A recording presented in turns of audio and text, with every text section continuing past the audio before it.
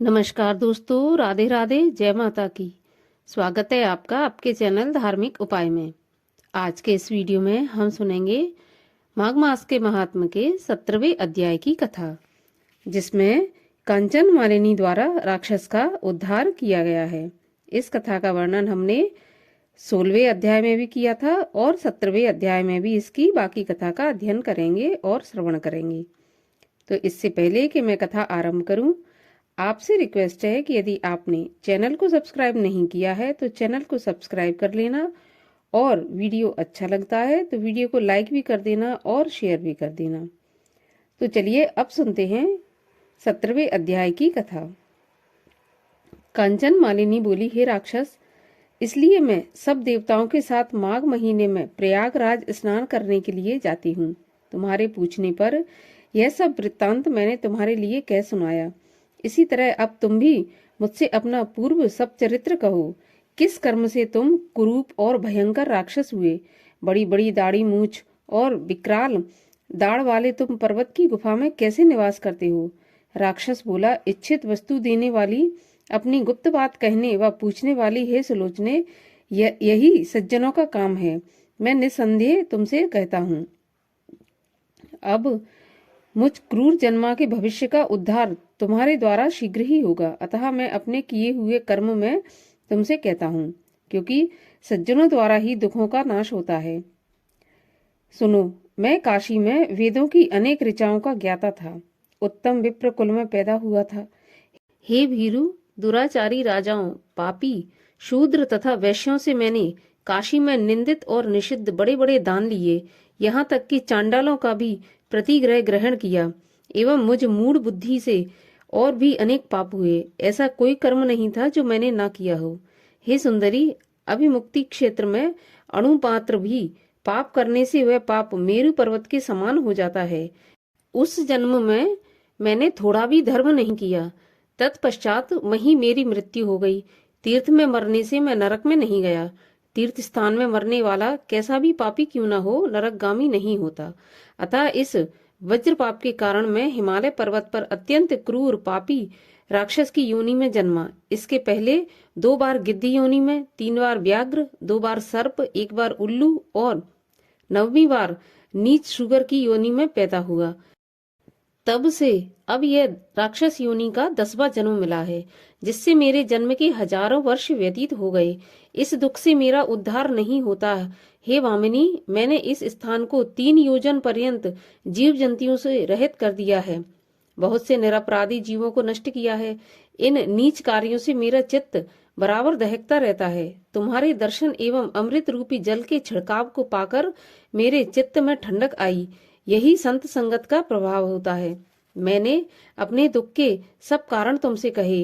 हे सुभ्रु, मेरा इस दुख रूपी समुद्र से पार कैसे होगा? दत्तात्रेय जी बोले, उसके ऐसे दीन वचन सुनकर चित्त में दया लाकर और धर्म दान देने के लिए मन में निश्चय कर कांचन मालिनी ने उस दैत्य से कहा कि हे राक्षस, मैंने यह दृढ़ प्रतिज्ञा कर ली कि मैं अवश्य ही तुम्हारी मुक्ति के लिए शीघ्र प्रयत्न करूंगी। मैंने प्रत्येक वर्ष में अनेक माघ स्नान किए हैं तथा ब्रह्म क्षेत्र प्रयाग में गंगा जमुना के संगम में श्रद्धा पूर्वक जितनी बार स्नान किया है उसकी कोई संख्या नहीं है, परंतु धर्म का आचरण गुप्त रखना चाहिए।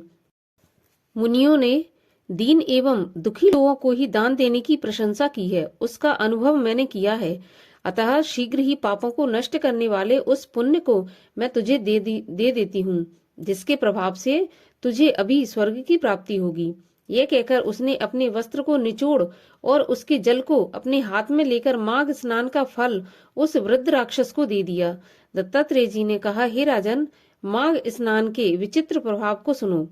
उसने उसी क्षण पुण्य प्राप्त करके उस राक्षसी शरीर को छोड़ दिया और तेजोमय सूर्य के समान देव स्वरूप हो गया। वह आनंद से प्रफुल्लित होकर देवताओं के विमान पर चढ़कर आकाश में अपनी कांति से दिशाओं को प्रकाशित करता हुआ दिव्य रूप धारण किए दूसरे सूर्य की भांति सुशोभित हुआ और उस कांचन मालिनी की प्रशंसा करने लगा।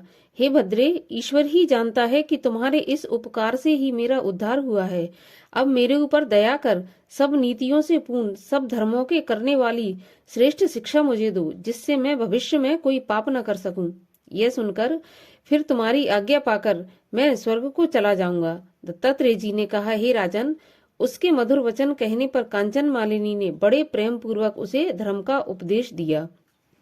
हे दैत्य, सदैव हिंसा त्याग कर धर्म का पालन करो, साधु पुरुषों की सेवा करो, काम आदि शत्रुओं पर विजय प्राप्त कर दूसरे के गुण दोष की चर्चा छोड़कर सत्य बोलो, शिव और वासुदेव भगवान की पूजा करो, अस्थि मांस और रुधिर से व्याप्त देह से गर्भ को त्याग कर पत्नी पुत्र आदि की सदैव ममता त्यागो, संसार को दिन रात क्षण भंगुर देखो, वैराग्य भाव में चित्त लगाकर योगी बनो। यह धर्म का मार्ग तुमको बताया है। अब शील युक्त हो, राक्षस शरीर छोड़कर देव शरीर धारण करो और तेजस्वी होकर जल्दी ही स्वर्ग के सुख भोगो।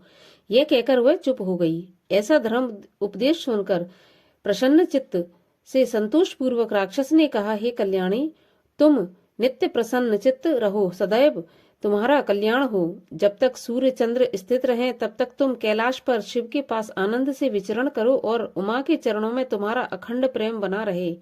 हे माता, तुम सदैव धर्मनिष्ठ और तपोनिष्ठ बनी रहो। कभी भी तुम्हारे शरीर में ममत्व ना हो, दुखियों के दुख को सदैव नष्ट करती रहो। दत्तात्रेय जी ने कहा, ऐसा कहकर वह राक्षस उस कांचन मालिनी को नमस्कार करके अनेक गंधर्वों द्वारा स्तुति किया गया स्वर्ग में गया। तब देव कन्याओं ने वहां आकर खुश होकर कांचन मालिनी के मस्तक पर पुष्पों की वर्षा की और आलिंगन कर बोली, हे भद्रे, तुमने इस राक्षस का विचित्र उद्धार किया है। इस दुष्ट के डर से कोई भी इस वन में घुस नहीं सकता था। अब हम लोग निडर होकर यहाँ पर आनंद पूर्वक विचरेंगी। दत्तात्रेय जी ने कहा, हे राजन, वह परोपकारिणी कांचन मालिनी देव कन्याओं के मुख से ऐसे वचन सुनकर सुखी हुई और कृतार्थ हो इस राक्षस की मुक्ति कर प्रेम पूर्वक देव कन्याओं के साथ क्रीड़ा करती हुई शिवलोक को चली गई। देव कन्याओं द्वारा कहे गए इस संवाद को जो मनुष्य भक्ति पूर्वक सुनता है उसको राक्षसों से कोई बाधाएं नहीं होती और उसकी बुद्धि धर्ममय होती है।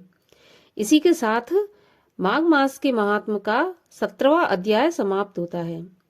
और अब मैं मिलती हूँ आपसे अगले वीडियो में। तब तक के लिए राधे राधे, जय माता की।